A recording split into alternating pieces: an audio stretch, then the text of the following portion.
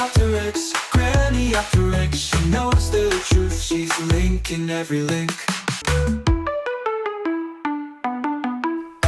Hello, I suppose this is going to make me very unpopular because I'm not going to be as critical of Prince Andrew as I suppose everyone else is.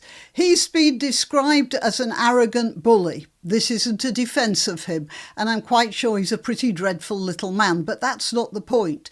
He's also never actually been convicted of anything, even though he has definitely incurred the wrath not only of his family, but according to all the gossip peddlers, also of the entire nation of Britain.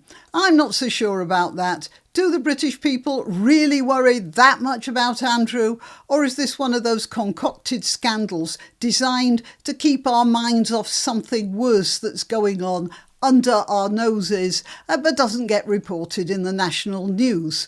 Because you can immediately cut to Prince Andrew.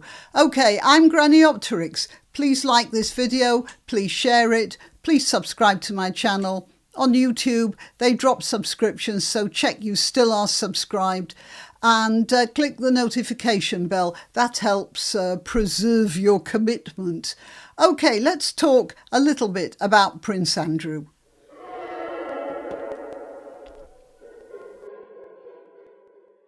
So, let's just run over what Andrew actually did. First of all, he got himself closely associated with the dread pirate Epstein, who obviously ran some sort of very shady business and quite possibly earned himself a fulsome living by drawing rich people into compromising situations and then blackmailing them. I'm not saying, I don't have any facts over that, but I don't know how else he made his living. It's certainly gossip, and Epstein's wealth seems to have become suspiciously abundant for someone who traded stocks that nobody seems to have ever seen him doing.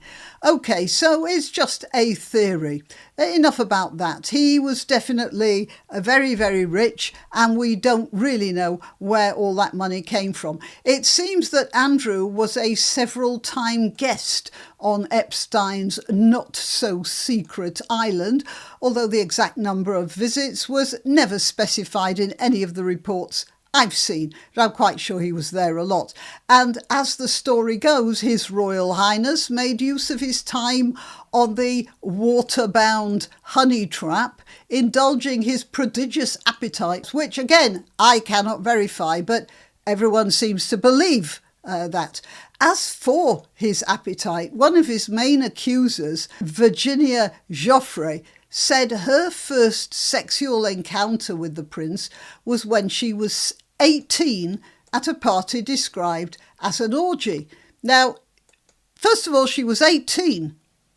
I mean, there is no law or even social thing that says a man cannot have sexual relations with an 18-year-old. It's a bit off, yes, if he's an older man, but really, 18? That's not paedophilia. And Joffre says she was forced to cater to Andrew's whims, and I have no reason to doubt that. But so far as I can tell, the person forcing her wasn't Andrew, it was Epstein and that ghastly Ghislaine. It appears that Andrew was only too happy to oblige, and certainly it didn't look like he was asking too many questions. But it also appears he was or he'd convinced himself that Miss Joffre was a lady of saleable morality who was participating in free-for-all sex, either not so free for all or for the LOLs or whatever. I'm not saying she was. I'm saying that it seems this was what Andrew thought or what he'd been told, and who didn't inquire about it too much. After all, she was 18 at the time. She said she was passed around like a toy. Yeah, but did she ever actually say to Andrew, I am being passed around like a toy, get me out of here? I don't see anything about that. She was 18. She may have been in a bad situation, but she is an adult by any Western law.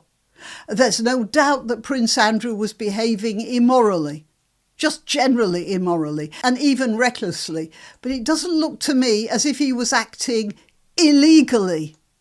I don't know, I wasn't there. And there are so many stories, accusations and innuendos flying about, it really is difficult to tell reality from rumour. For sure, he was not reflecting well on the royal family. They have every right to be annoyed with him. They have every right to, not invite him to, not send him Christmas cards, not invite him to family christenings or whatever. However, do they have every right to remove his royal titles? And that's what I'm really more worried about. He was born a prince. Surely that's like being born an Englishman. It's what you are. Even if you are reflecting badly on your nearest and dearest. His father's father, by the way, was an irresponsible philanderer. It shouldn't be a surprise that some of that characteristic surfaced in Andrew. His mother's uncle wasn't exactly a model of propriety either, who ditched being a king because he found the responsibilities a little too onerous for him.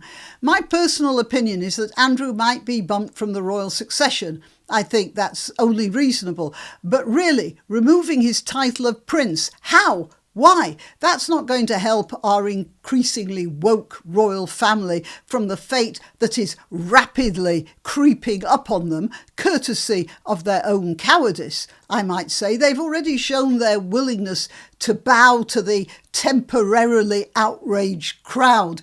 In the craven way they deserted Lady Hussey. Do you remember that? She happened to expose the synthetic identity of a fake African who'd been invited under false pretences to some Buckhouse reception. And she pretended to be an African. She gave herself a completely weird African name that doesn't make any sense. When she called herself Ngozi Fulani, which is, Ngozi is an Igbo name, and Fulani is a name of a tribe that makes slaves of the Igbos. But her real name was Marlene Headley, and she was born in Kilburn, or brought up in Kilburn anyway, and has been known to turn away black women from the charity refuge she said she was running, which we are not entirely sure really existed. But she said she turned them away because they weren't black enough. At least that's what she said. And she complained that Lady Hussey wasn't being respectful enough about her roots, and the royal family just ditched Lady Hussey. I believe that Lady Hussey is sort of back in their good books now, but they didn't need to publicly humiliate her the way they did. And now they're removing Prince Andrew's right to call himself a prince, which in my opinion they can't do. They may not like it, but he is the legitimate son of Queen Elizabeth, and that makes him a prince, whatever he does. Now, what to do about him?